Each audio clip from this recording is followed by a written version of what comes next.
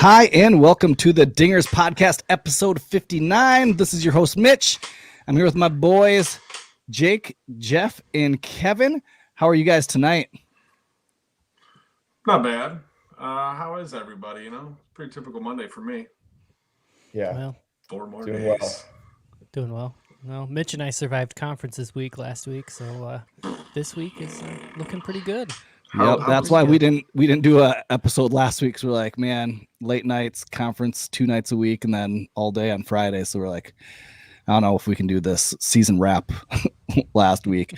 Good thing the Cubs weren't in the playoffs because it was a long week. It's a long week. Sure. This episode is presented to you by Chi-City Sports. If you're interested in all things Chicago sports, this is your place. Go check out all the great forums, all the great podcasts. I mean, we have a Bulls podcast with Chi-City Sports. The Bulls are looking pretty good this season. They're gonna be legit. I watched one of their games. They're gonna be fun to watch. So go check out the Bulls podcast. I mean, the White Sox are in the playoffs. Go check out the White Sox podcast. And the Bears, hey, they won another game this week. Is that 2? I'm stocking up on Bears gear, guys. There you go. Yes. Good idea. This episode is also sponsored by Toppling Goliath. So if you have your beers, let's crack our beer for the off season. I'm drinking a Pompey Beach tonight. So Nice. Get your Toppling Goliath, which is at Benny's. We just found out it's at Benny's Beverage Depot. Also the champagne provider of your Chicago Cubs. The official champagne provider. Yeah, and Des Moines folks, Toppling Goliath is going to be coming near you soon. They're opening up a brewery in Des Moines. So you can go check out your iCubs and then go hit up Toppling Goliath Brewery in Des Moines. Or we're vice excited. versa. Yeah, Or before, after, and wherever you need it. Well, this is our Cubs year in review episode. So we'll be looking back a little bit on the season, a little bit of the highlights that kind of we enjoyed for the season. Look back at our predictions. If you even remember, I found my sheet of the predictions that we made at the beginning of the year. We weren't close on any of them, really. So let's just start with like your year in review and tell us your year in review, like review it in like 3 sentences. And then one highlight that you took from this year. So, Jeffrey, let's start with you. Well, my year in review, we started out as a dumpster fire. We got bright and sunshiny in May, and then we went off the rails, and it was like a cattle truck going off an overpass. We sold everybody, made some trades, picked up some stuff, got some money. Saw some bright spots and some young players and an old rookie in Patty Wisdom. I think we finished the year, in decent shape. I mean, Nico Horner spent the majority of the season on the injured reserve list, battled through a quad injury, a hamstring injury, but oblique. I think the future is bright in Chicago. They make some intelligent moves with their money this offseason. The keyword intelligent. That's going to be our word today. We're going to steal it from Jed. I think the season should be pretty decent next year, depending on what they bring in to complement what's already there. What was your highlight of this season? I think Patty Wisdom breaking Chris Bryant's rookie home run record. Awesome. I mean, the guy kind of came out of nowhere. I was at that game. It was awesome. Nice. Yeah. Nice. All right, Kevin, what about you? Your review and then your highlight. I'd say my review starts off with, remember all those players we talked crap about all preseason? Oh, God. Do you remember all those players? Do you remember how all of them hit really well in May? Oh, God.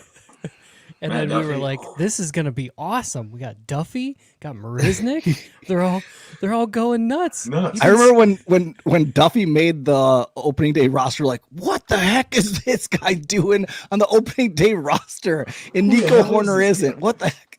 Right. Yeah. And Horner was playing at that time, and they were all hitting. And then they all got hurt. And then everybody else stopped hitting. I don't know. I was just rethinking about that, thinking about that before the season episode when we were like, and at third base or wherever, there's this Duffy guy who might play now and again, and got Marisnik, but we really hope Hap can just hold down center field and stuff like that. I don't know. I think that was kind of the year in review was us at the beginning of the season. Oh, and Kimbrel. I think we thought he would have like 9 saves on the season because he was pitching so horribly. Yes. And then he ends up being lights out for us when you put him in the 9th inning. Yep. I'd say my highlight, if I have to choose something different than Jeff, is actually Frank Schwindel. I mean, we trade off Rizzo, and it's like, okay, well, who's going to play first base? I guess we're just going to rotate around. And then Schwindel comes in. Frank the Tank is nuts, is hilarious to watch play with all the tank stuff and the pointing back at the dugout and everything. I mean, he brought a lot of energy knowing he's coming in, a later rookie, and going to town. He was fun to watch. Yep. Jake, what about you? Yeah, I think to sum the season up, it felt like 2 seasons. I think that obviously after the deadline, it just felt like a distinct new season started, and it made the summer feel like a really, really damn long summer. It made the season feel extra long this year, and sometimes in a good way, but I'd say mostly in a bad way. I told myself after the deadline, I'm still going to watch every Cubs game, and that, my friends, was a lie. I stayed pretty plugged in. I watched highlights, still went to a couple more games to end the season. Definitely the Wisdom rookie home run record was a highlight, seeing that in person. But I would say the biggest highlight of the season for me was right before the All-Star break. God, I can't remember who we were playing, but I was at Wrigley sitting up in the 400 level because that's where my buddies bought tickets before the stadium opened all the way up. And Bryant came in off the bench. He was injured, whatever he was doing. It was like quad or something. Everybody had a hamstring injury. Let's say it was that. Guess hamstring. It's probably guess it. Yeah. So he comes off the bench. It's I think bases loaded, and he hits a bench or a bases clearing double out to the left center field Ivy. Yep. And I sat there and thought, I was like, this is the last time I'm going to see Bryant hit an RBI, get an RBI base knock in person, at least for the Cubs. And there's a little bit of magic to that. I filmed it, tweeted it, did some numbers on Twitter. That was fun. But yeah, that was a highlight. And then of course, joining you guys, getting to be in on the Dingers podcast too. So thanks again. Welcome to the fam.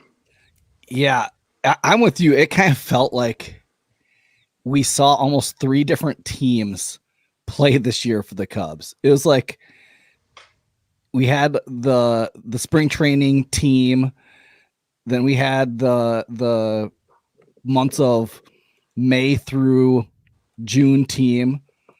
Then we had the good Cubs team that played there for a little bit, and then we lost Duffy and Horner, and then we kind of came back, and then the trade deadline happened. Then we had a whole new team to kind of deal with, and we were getting all these new guys. And I think right away after the trade deadline, what kind of helped, I think, for me to kind of brace through it was the Ortega.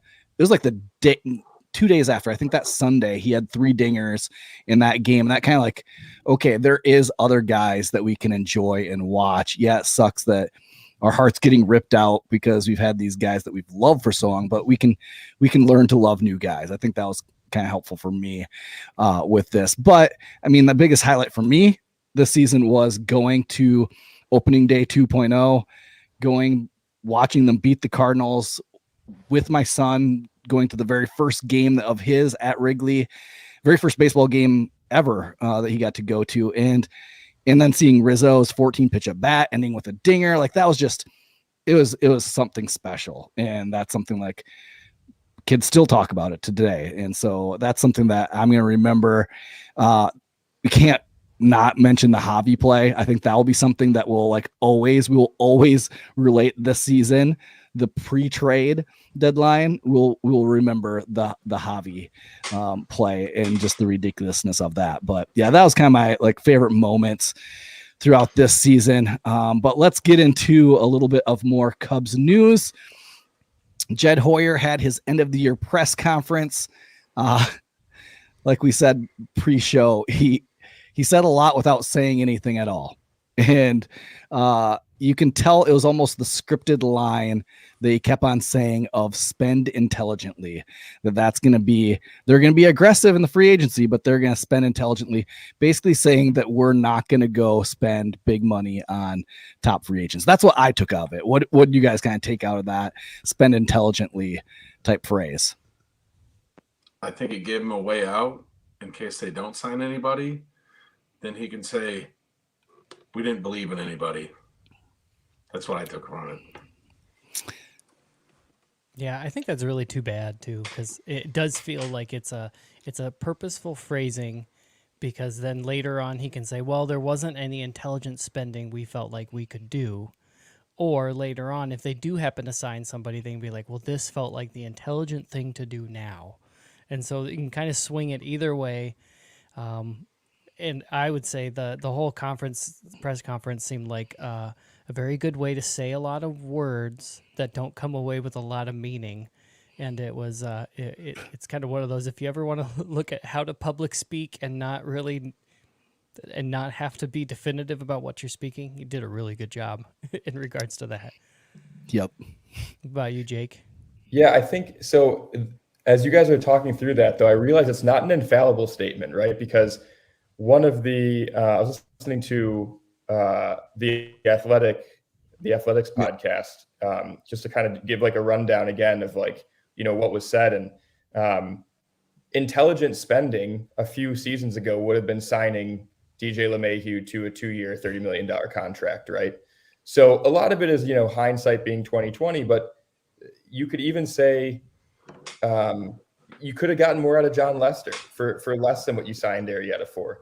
You could have gotten something out of Schwarber. Now, granted, the change of scenery for Schwarber, could have been the difference maker for him. And shouts to him going off in the playoffs. We had a hilarious play at first base the other day. That was a lot of fun to watch. But yeah, I think I don't know. What I'm expecting is that there are going to be a lot of short-term contracts, a lot of, sign and flips probably. Yep. I really hope we're able to get some pitcher. I know we've kind of talked about it, Mitch. I'm into the Syndergaard deal. I'm into going all out for Syndergaard. Jeff's shaking his head, but the thing is, if you can get him on a reclaim, you've got the money right now. You sign him to a 2-year contract. It makes sense for the window that we're in right now. It rebuilds his value, and if he hasn't pitched it makes in sense for 5 us to take years. on. It's been that long. Maybe cut that in half. But I still think it's worthwhile to take a look at guys like that. And I don't know. It'll be interesting to see if the pro scouts can make some magic happen with some under the radar signings. Yeah, this kind of leads in. We will go back to the press conference, but Jed has also announced that they're going to be deep in the GM search of hiring the general manager. And I think that needs to be made before they make any real commitment to any players. They need to have 2 guys. Like, that's why Jed and Theo work so well. You need to have another voice in the room, so you're not the only one, so you can bounce ideas off of. And having somebody intelligent that can kind of match, like Jed could match Theo. They need somebody in the room that can match Jed. And so this GM search is going to be critical of like, where do we go?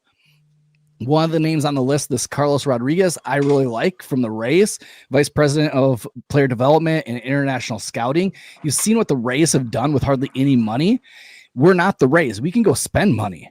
And so like, that's where I think from everything that he's done there, and he's been there for a while, the Rays have made the right moves to get the most out of what they have. And you see it every single year. They're right there, and then they'll take 1 or 2 years maybe that they're off, and then they're right back in it. And so that has to do with scouting and getting players and developing them. So if that's the pick, there's a couple other names. There's a guy from Cleveland. I think there was actually 2 guys from Cleveland that's on the list, and then one guy from, can't remember what organization. There's another guy, but that needs to be made first. Now, I'm with you, Jake, a little bit of like, we need to spend, and you're going to see the Cubs probably spend on that 2-3 year deals, reclaiming guys, seeing what you're going to get out of them. That's kind of like the spend intelligently. They want to he said over and over that the main focus is going to be pitching. Pitching is going to be the priority, and they want to get guys that can throw strikes and miss bats. And you look at our guys, we had a lot of guys that pitched to contact, and that didn't play out too well. And so you want some power arms. The hard thing is, in today, to kind of find that, it's gonna be kind of hard. Yeah. Syndergaard is that. I mean, he checked all those boxes that he talked about. Syndergaard checked it all. Now I'm torn with Syndergaard because I said something to Jake. I was like, when was the last time the Cubs actually had to face Syndergaard? I bet it was the 2015 playoffs. Because it was like, it's been a while. I'll tell you what. Since I've seen him pitch. Strikeouts are fascist, and they need to find somebody that can throw some ground ball out. Seriously, it hey, seems like lucky for you, he's got a power sinker, so that's. I tell you what, it seems like the harder guys are throwing, and the amount of pitches they throw in a game, it seems like the longevity isn't there for these guys. Like, they're always straining something.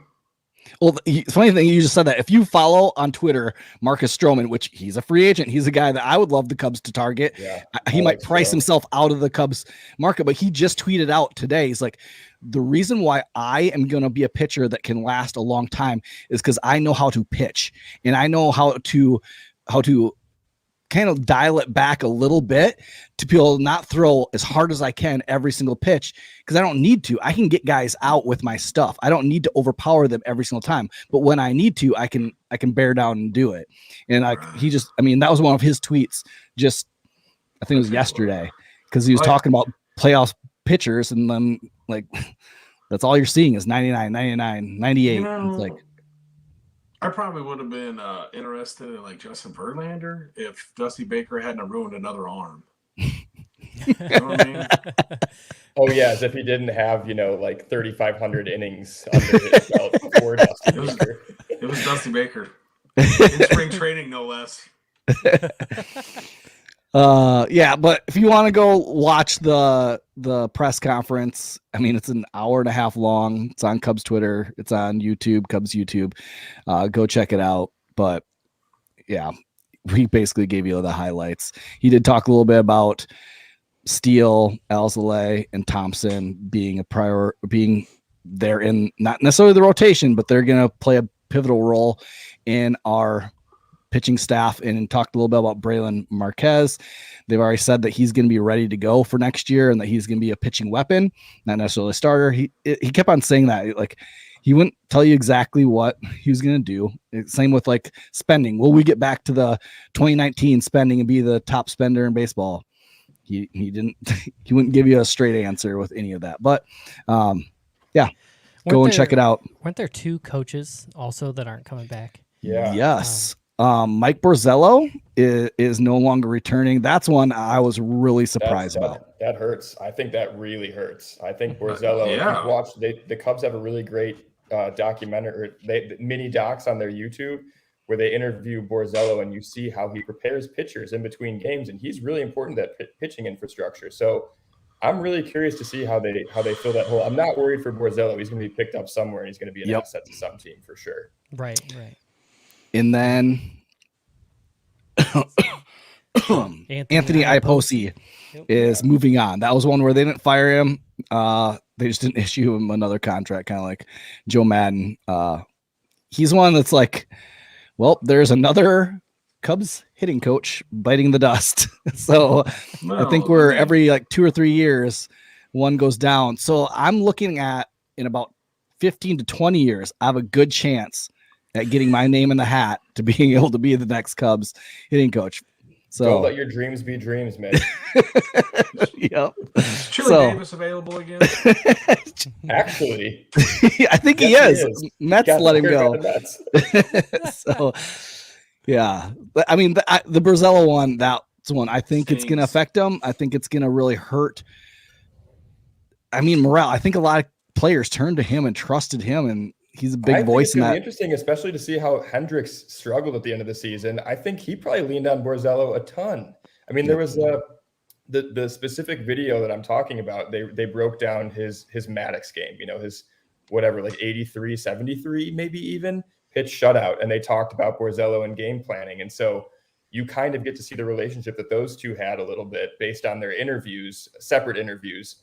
But yeah, that's especially tough when you see who's supposed to be our ace right now coming off of a rough season that he just had. Yep.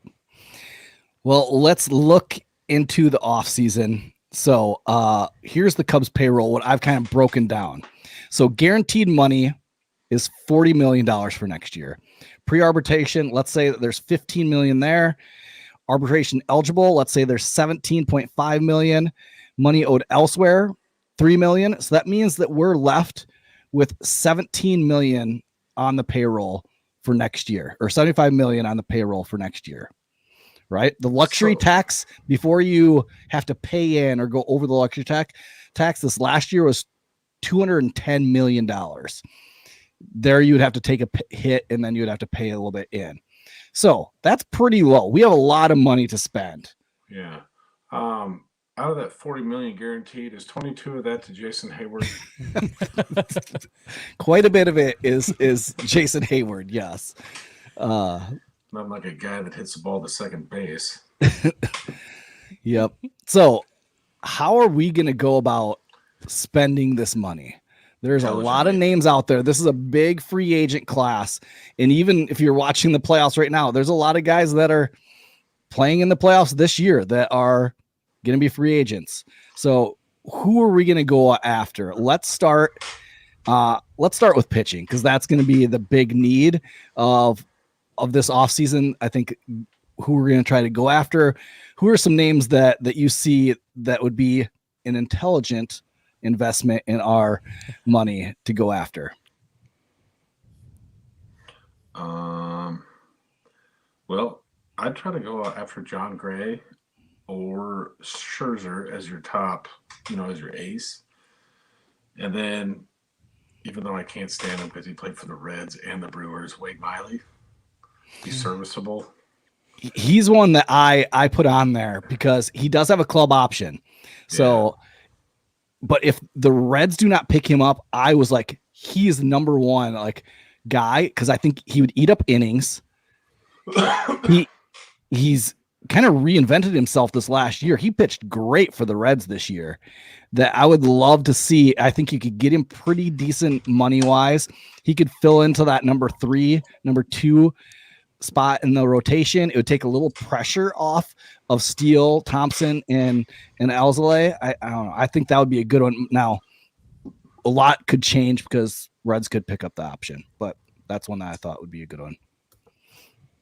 What about you, Kevin? Who are you going after for pitching? Yeah, I don't know. I mean, I got some jokes. I mean, we could go after Zach Davies. Why not?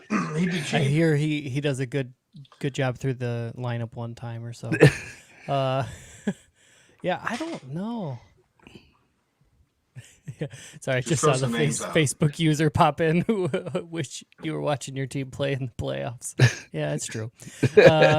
I mean, this is one of those, is it intelligent? I'm not so sure, but I'd love to see Max Scherzer. What a coward. Put your face Facebook on user. There. Right. Thanks, Zuckerberg. I think Kevin Gossman might be an interesting one if he gets sprung free and wants to come towards middle of America. I kind of like him. I don't know. I'm kind of with Jake a little bit. I wouldn't mind the Syndergaard thing. I just think it's the more I look at this list, the more I feel like there's really nothing there that does it for me. And Syndergaard is arguably has the highest ceiling and keeping in mind his age as well. Mitch, you texted me last week asking what I thought about a Verlander deal. Yep. And I think that Verlander, even coming off of Tommy John, I think he's going to command a solid amount of money. And I think for sure, he's probably there's no way he signs more than a 2-year deal. If he signs a 3-year deal, I think I'm going to guess Boris is his agent with the stature that he is. Boris got him a hell of a deal. He's going to be pitching for a competitor. He's going to be pitching for a team that's ready to go next season. I think it'd be really cool. Like I wish, going back to 2017 that we had gotten Verlander at the deadline over Quintana. But it just doesn't, to me, with the Cubs competitive window, line up right now. So I'm really intrigued by Syndergaard and what his ceiling could still be. I also think getting creative. I remember it was tossed around. I saw it like a few weeks ago, trading for Tyler Glasnow. Yep. Tyler Glasnow is going to be rehabbing all next season. Presumably all of next season from Tommy John, and that's salary that the small market Rays probably aren't going to want to pay.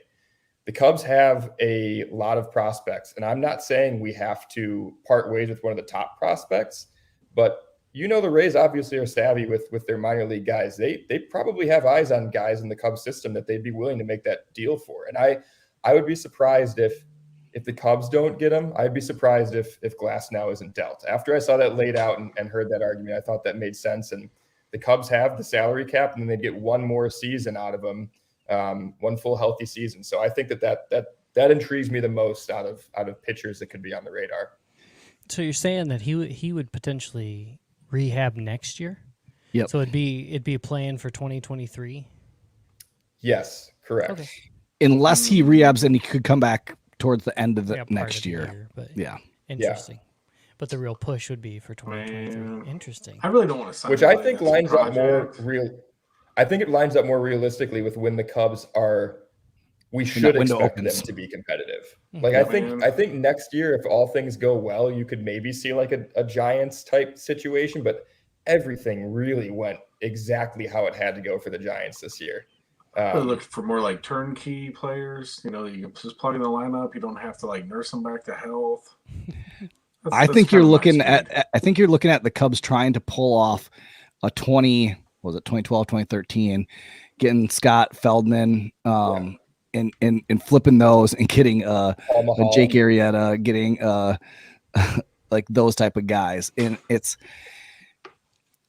worked out. Jed and Theo have done it before. Jed could do it again. And I haven't even really dove into who they could trade for, because there are those names out there. As far as like getting guys for like 2 to 3 year deals in the free agent market, the only guys I see that could possibly be that is Syndergaard and Verlander. A lot of the other guys, maybe Carlos Rodon, but I think he's going to probably ask for maybe a little bit more.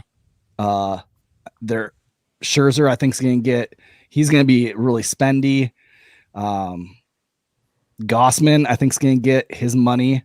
I think he's earned it this year. John Gray is a name that I think the Cubs could possibly get, but I don't know if they're going to, they really liked him in the draft that was in the same one as Chris Bryant.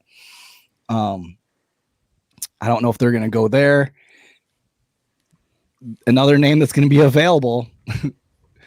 Do I want to say it? Trevor Bauer. Do we want to go down that road of all that mess? The baggage that's going to be on with him? He may not be available to pitch. Yeah. I think he's going to be available. I think everything's going to clear up in the courts. I'm not saying he did what he did or didn't. I don't know.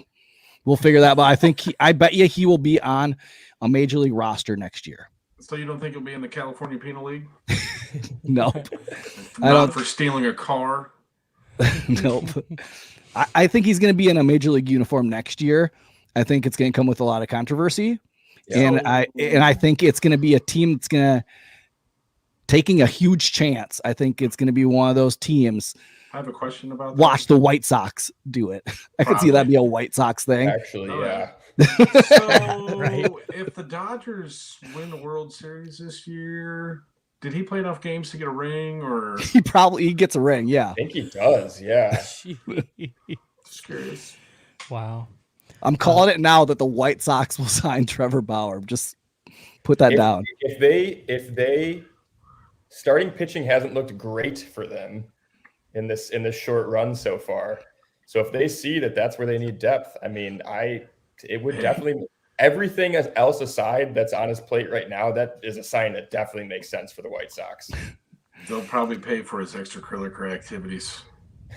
Yep. Just keep that part of him happy. As an aside, as we're going, the Rays have just tied the game I against saw the Red that. Sox.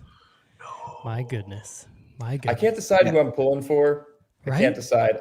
I just kinda want the Rays I want a to win it, fifth but- game. That's what I'm cheering for. I want a fifth Yeah. game. Yeah. I want that's what I want. I'm going for the Red Sox. All right, let's move on. I mean, I don't know if we got anywhere with our who we're gonna really want to I think sign. what we found out is none of us are intelligent enough to figure out what the intelligent choice is. No, we're not. Jake, what are I you don't think drinking there's an there? obvious choice. No, What'd you Is say? that I Earl agree. Grey? What do you got? Nice Earl Grey there?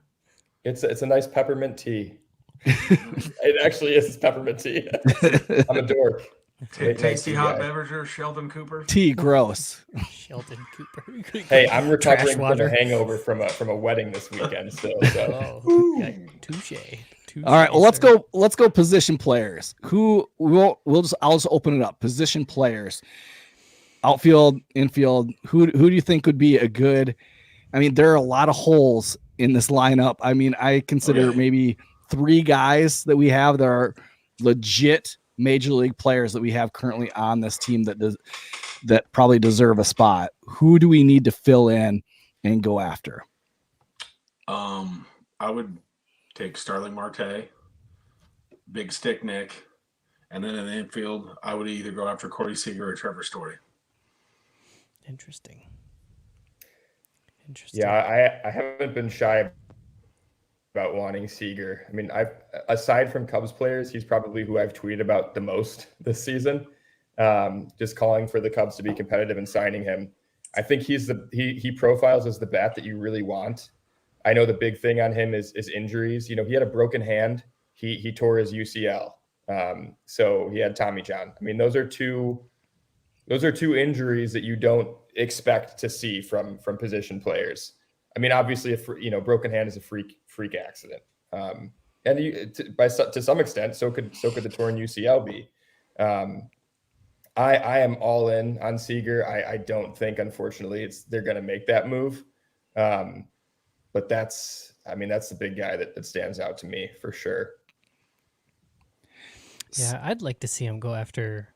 For me, I feel like it's a stretch, but because I think he's going to command a lot. But I'd love to see him go after Castellanos. I'd love to see him back. I'm interested. I'm interested to see if they will take a chance and not sign one of the shortstops. Will they take a chance with Madrigal and Horner and hope one of them goes, and they'll, the phrasing will be it wasn't intelligent to go after one of those big shortstops, even though there's a whole bunch of them, or they'll go with somebody they can get on the cheap. For some reason, I don't know. That's just rolling around in my head. I would want them to sign somebody, but I could see them not. Unfortunately, I see a lot of names in the outfield that don't really make me go, oh, that's awesome. Like McCutchen. Like, I liked watching him when he played for other teams, but I don't necessarily want to watch him play for the Cubs. He kind of seems. Look at him and I look at Hayward. And I see some pretty elderly bats potentially running around. Yep. Yeah, I'm with you, Kevin. I do not see them signing a shortstop. I think they're going to roll the dice and see what they have in Horner at shortstop because they didn't get to see it this year. I think they want to see what they have just to see if he can. And if he can't, then they're going to figure out plan B.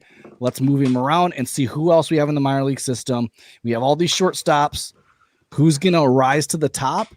And they're going to kind of try to push through the system fast. So that's why I think that is going to happen. I would not expect the Cubs to sign one of the top shortstops. So I don't mean to interrupt. I'm looking at the list right now. And I actually think that I agree that they're going to want to give Horner some run. And I want to see it long run or a long leash at shortstop.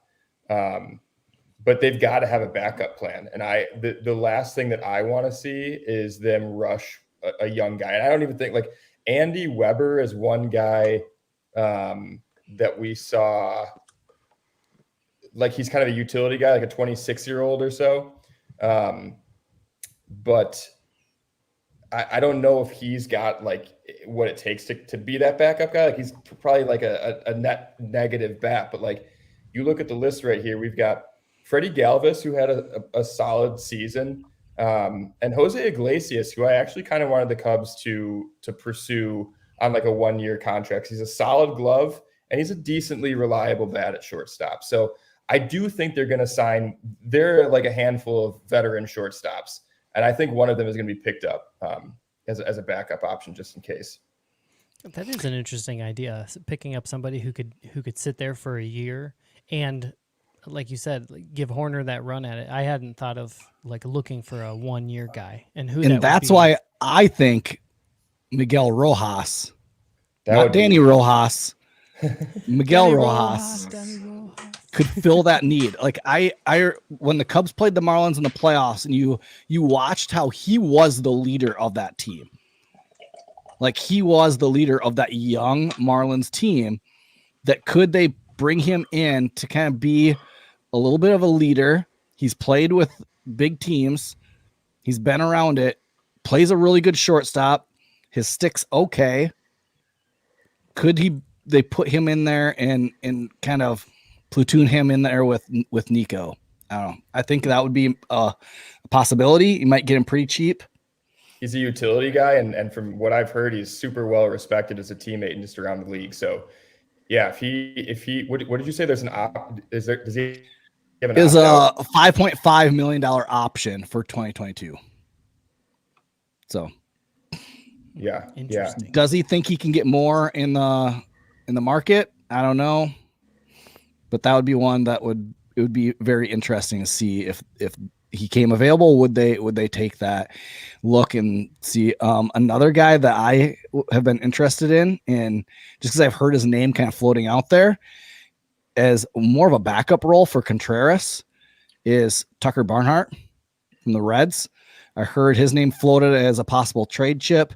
You just saw Contreras. We need a backup catcher. I'm really concerned about what type of player we're going to get out Contreras 3 years from now because of all the wear and tear that he's been on his knees. He's cut a lot of innings. The last 3 years, he's taken just a beating behind the plate. And you can see every year his production by halfway point starts dropping because he has nothing left in his legs to drive and hit. And so we need somebody back there, especially if there's a DH coming our way, that we could always funnel Contreras into that DH. That's why I thought the 2020 season was great, because it allowed us to do that. We put Contreras in the DH sometimes when Vic caught. So, I mean, that's something I think would be interesting to see if the Cubs pursue that. Relief pitchers, Chafin's going to be available probably. Familia, Sean Doolittle, and then Lorenzen. Those are kind of the guys that I had on my list of like, these would be maybe good arms that are all prove it guys, except for Chafin. Chafin's kind of prove it. The other three, they need to kind of prove something, and they could be kind of filling that role as these young guys in our minor league system, that our bullpen minor league system stacked until they get a little bit more experience, that they could kind of fill that need in the bullpen. I like Lorenzen. They were thinking about putting him in the rotation before he got injured before the season started.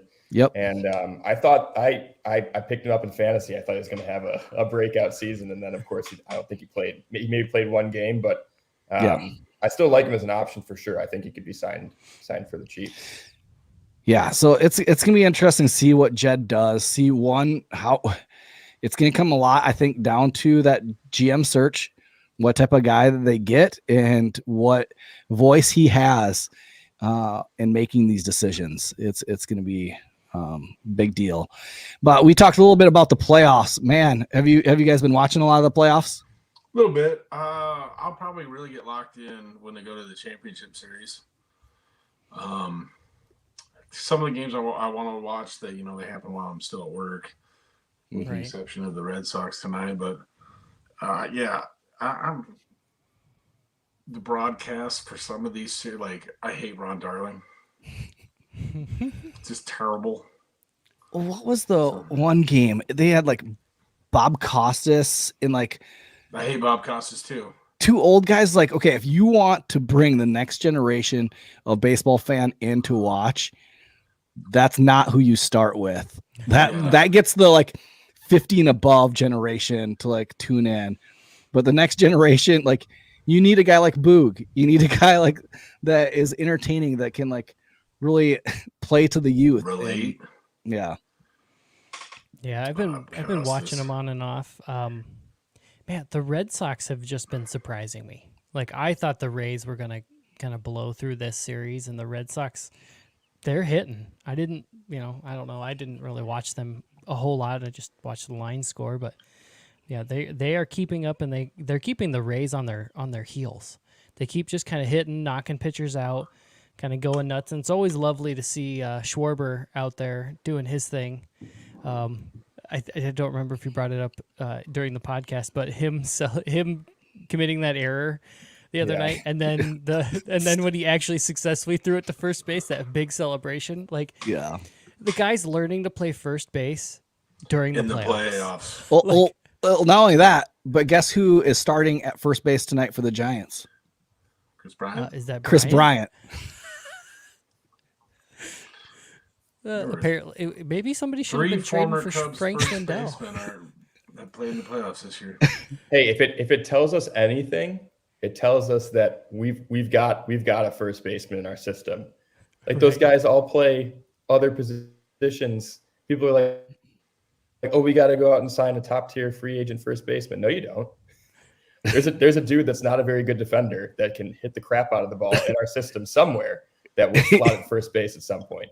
Right. Yep. Right. Wasn't it Hap talking about on the compound? There was an episode or something. I think Dakota was giving him crap because he used to have to take infield with like Rizzo or something like that, and he was like, I don't want to wear him off my chest. Like he avoids that like the plague. And it's like, yeah, but you actually know how to play the bag when the need's there. Yeah. See what happens. But it's been fun. Like, when you just look at the playoffs so far, Jock Peterson has 2 dingers. Anthony Rizzo had a dinger. Chris Bryant had a dinger.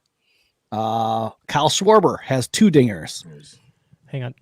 Anthony Rizzo's bat has 2 dingers. Has 3 plus dingers. his. Oh, right. Plus Jock's. Plus Jock's.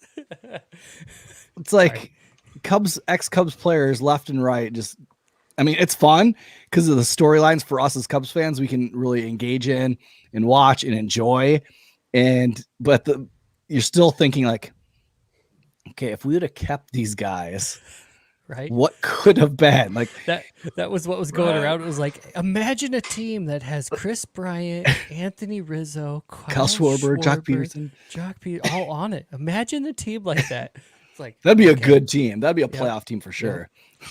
And you got to love the Sox still throwing Kimbrel out there in the 8th and blaming him for the gaff in the center field or whatever. Oh my God, that the route to that ball was brutal.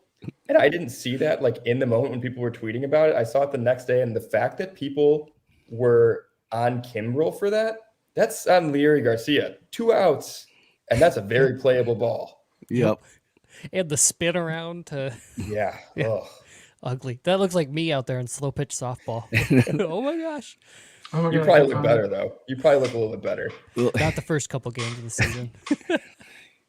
By the 3rd game of the night, he's ready to go after he gets his like 6th beer in. He's a couple pseudo-sues and I'm ready to go.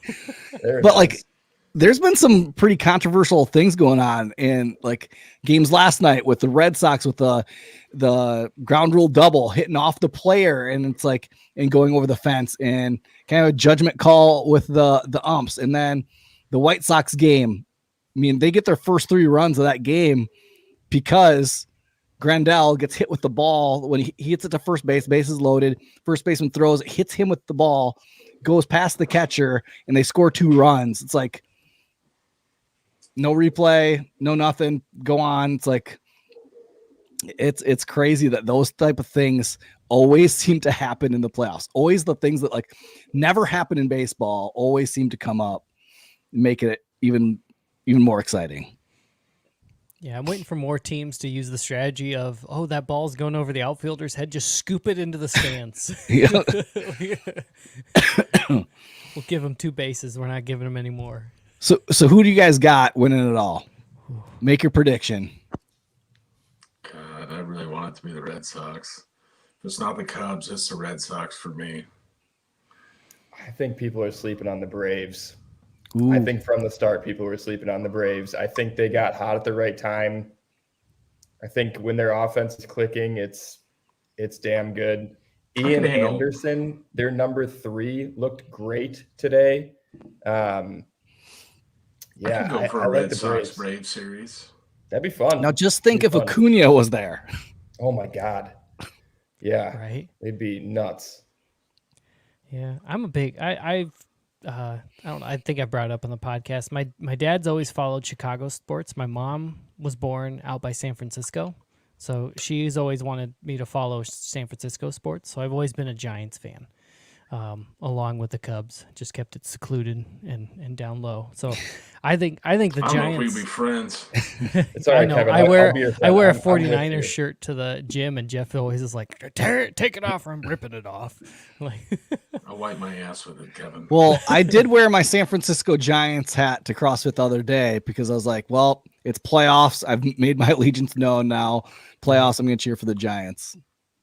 So, yeah, I thought the Rays were going to go all the way, but the Red Sox are kind of going nuts.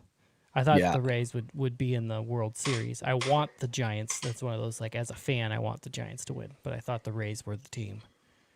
Any team that's got a former Cub on it. that's all of them. I think, is the Brewers the only team? Probably. Daniel Vogelbach, does he count? Oh, but he's hurt. He's hurt. He's not. He didn't make the roster. Who's on the playoff roster? No, he came in to pinch hit today. Oh, did he? He came Really? back? Yeah. I thought you.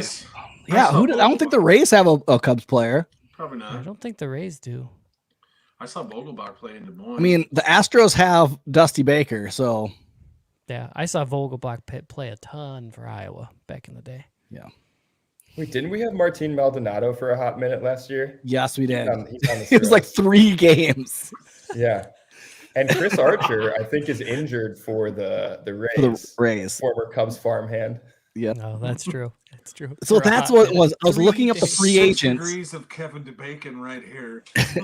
I was looking up free agents and I saw Chris Archer pop up and it said Tampa Bay. I was like, he plays for Tampa Bay this year? I didn't even realize that he played for Tampa Bay the whole year. I was like, in my mind, I was still thinking they played for the Pirates. The Pirates. I was like, oh, he's back with them now. Okay. That's one where I to go back with free agents. I saw this picture and it's of a record player and it says does not work, but could be fun to fix. And I was like, this better not be Jed's method for free agency this summer or this winter of like, oh, this will be a fun scrap heap and get like a Chris Archer type that is definitely broken. But yeah, I didn't even realize he was with the Rays. I'm gonna be cheering for, I think, the Giants out of the NL. And I mean, it's fun to watch the Rays. Like, I mean, the battle between them and the Red Sox, it's been back and forth, like constant. And Randy, oh my goodness, blanking on his name. Rosarina is so fun to watch. Him stealing home and hitting a bomb in the same game, and that he was a former Cardinal. I love that. They got some arms in their staff is really good. They're just been kind of fun to watch. So that's who I'm kind of cheering for. Who's on the other side? We got White Sox and Astros. I could care less about either one of those two. I just don't. I'm not one that's going to cheer against the White Sox because I'm a Cubs fan. I do not like the Cardinals. I know, Jake, you're from Chicago. Your rival, or you probably look at more White Sox. Is that who? No, I can't stand the thought process of people saying like, oh, I hate the White Sox. Like, we don't even play meaningful games against them. Right. Yeah. Like I have a lot of really good friends from high school that are huge Sox fans, and I want the Sox to win for them. They don't care. They don't want the Cubs to win for me. But they're not that seems different. like You're a better Iowa friend, State, Jake. Iowa You're fan definitely a kinda better thing. friend. I mean, it's like, I don't know. I do hope this is a topic for another day, but I do hope someday that there's divisional realignment and the Cubs White Sox I thought that was you that tweeted that. Like, I've talked about it a lot. I thought I had a draft written up about it. Ken Rosenthal did a really great piece about like MLB expansion and like the realignment of the divisions. And I think it would be so damn good for the sport of baseball. But no, I am not anti-White Sox at all. I'm anti-Cardinal. Living in central Iowa, Iowa, there's so many Cardinals fans, and they're always like, Jagoffs. We have this guy at the gym. Jagoff. One, he's not listening. He's a douche anyway. Like, wouldn't know how to find a podcast anyway. He's this big ex-college football player that like just he cheats in CrossFit all the time. D3 football player. Wasn't, yeah, but he thinks he should have played D1 and went to the NFL. But like just arrogant, annoying, like bro reps all the time. But he's a huge Cardinals fan. And back in July, he said they were going to make the playoffs. And I was like, no way. And then when they did, I was like, he was right. That really pisses me off, like really bad. Like Dodgers, you have to. I hate the Dodgers, but I was like, you have to. Because he was like, he was talking crap the other day about the Cubs bought their 2016 World Series championship. I was like, we had Chris Bryant, we drafted Javi Baez, we drafted Soler, we drafted. Like, what are you talking about? I was like, if you're talking about buying championships, every team pays a salary to a player. So that means every team buys a championship. So shut up about like buying a championship. It's like, look at your team. You went and traded for Goldschmidt. You went and traded for Arenado. You're not like producing all these like homegrown players. Like some of them are. So like, he got me hot. I think like Kevin was watching from a distance. Like I watched that and I was like, that's gonna be a train wreck. I'm walking away. Why is Mitch even wasting his time talking to that brick wall? I was like, I have to. Got me hot. So I was like, that was the day that the Dodgers and Cardinals were playing. And so I was like driving home all fired. I was like, dang it, Dodgers, you got to come through for me. You got it. Go Dodgers. It's the same. It's kind of the same thing. Like, I don't want the Brewers to win because living in Wisconsin, like there's not a huge contingency of Brewers fans. Like there is obviously, but it's more of like the little brother syndrome where like the Brewers are picking like even their social media, because it fuels the fans' fire, right? That they pick on the Cubs and they don't let Illinois people, they don't let you buy Cubs Brewers tickets at American Family Field unless you live in Wisconsin. Just like that kind of like petty, stupid stuff. I don't know. Like I've never like had a bad run-in with a Brewers fan, but just like the general like bad taste it leaves in my mouth. I just want to be able to keep holding that over their heads because they can get kind of, rude when we leave the stadium and we're losing. Well, I've been to a Cubs Brewers game in Milwaukee, and we've won both times I've went there. So, I mean, generally Wisconsinites are good, are friendly people. But next year, we need to get you to get us tickets, and all of us go to a Cubs Brewers game in Milwaukee. I'm down. Tailgate, doing it. Yes. That'd be a fun one Very to go to. That would be fun. All right. Well, that does it for episode 39 or 59. 59. We're almost at 60. So there we go. Hey. Of the Dingers podcast. We're going to be doing these every so often during the off season.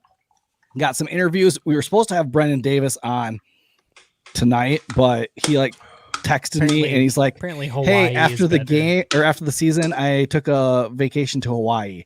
And I was like, all right, I know you've been grinding all season, but well deserved. This cannot happen again. You need to give me a little bit more heads up. I had planned.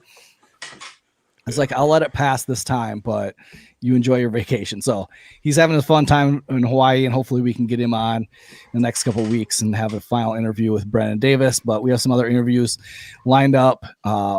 We're trying to get somebody to break down all the CBA when that thing goes down. That's going to be something in December. That's going to be really fun to kind of break down.